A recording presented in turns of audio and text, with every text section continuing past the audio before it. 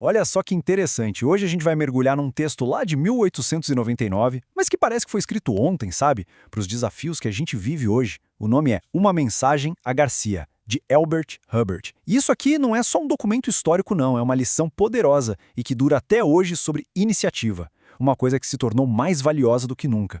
E tudo começa com a pergunta central do texto, que é uma provocação direta. Diante de uma missão, a pessoa encarregada levaria a mensagem sem hesitar? Essa questão já define o tom de tudo que a gente vai explorar aqui. A responsabilidade pessoal. Para entender o peso dessa pergunta, a gente precisa voltar na história que inspirou tudo isso. Uma missão que era crítica em plenos tempos de guerra. O cenário era o seguinte: ano de 1898, no meio da guerra, e era vital conseguir falar com o líder rebelde Gércia. Só que tinha um problema: ele estava completamente isolado. Não tinha correio, não tinha telégrafo, nada. A missão parecia, assim, impossível. E aí, no meio de toda essa incerteza, alguém surge com uma recomendação. Um nome: Rowan. Diziam que ele era a única esperança de completar essa missão. Essa imagem de um guerreiro solitário, ela captura perfeitamente a essência do Rowan. Ele não era um soldado qualquer. A situação pedia alguém com uma determinação única, sabe? Alguém capaz de agir por conta própria. E o momento que define toda a lenda é justamente este. Quando ele recebeu a missão, o Rowan simplesmente pegou a carta e foi. Nenhuma pergunta, nenhum pedido de ajuda, sem hesitação nenhuma. A responsabilidade pela tarefa foi totalmente assumida por ele. Mas a história do Rowan é, na verdade, só o ponto de partida para uma crítica muito maior. Agora a gente vai ver o verdadeiro motivo do Hubbard ter escrito isso, a frustração dele com a falta de iniciativa que ele via por toda a parte.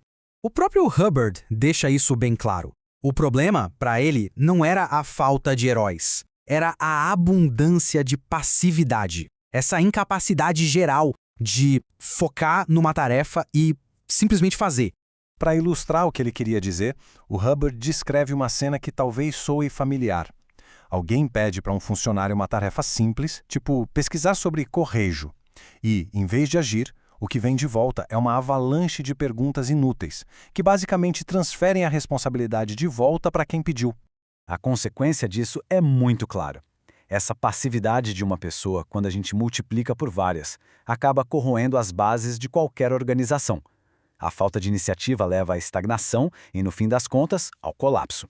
Ok, vamos puxar essa lição lá do século XIX e trazer aqui para o nosso dia a dia. A missão para Garcia pode parecer algo distante, mas os desafios que ela representa são incrivelmente atuais, especialmente no mundo onde os mapas raramente vêm prontos.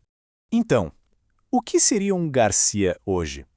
Pense em qualquer tarefa que precisa de uma solução, mas que não vem com um manual de instruções. É um problema que tem um objetivo claro, mas o caminho para chegar na solução precisa ser criado do zero.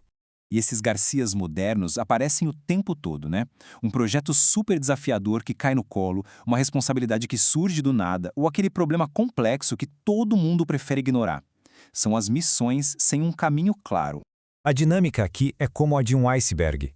O sucesso, o resultado que todo mundo vê, é só a pontinha. O que sustenta tudo, aquela massa enorme que fica debaixo d'água, é a iniciativa. É o trabalho invisível de descobrir o como. E aqui está o grande paradoxo do nosso tempo. A gente nunca teve tanto acesso à informação, a dados, a tutoriais. Nunca foi tão fácil saber as coisas. No entanto, a disposição para agir, para pegar essa informação e transformar em solução, parece cada vez mais rara. Então, a pergunta de $1 milhão é: como desenvolver essa mentalidade? Como a gente se torna o tipo de pessoa que, hoje em dia, seria capaz de levar a mensagem a Garcia? Essa tabela compara os dois mundos de forma bem direta. De um lado, o comportamento passivo que o Hubbard criticava. Esperar ordens, ter medo de errar. Do outro, a mentalidade proativa do Rowan. Agir mesmo na incerteza, buscar as respostas, conectar as ideias.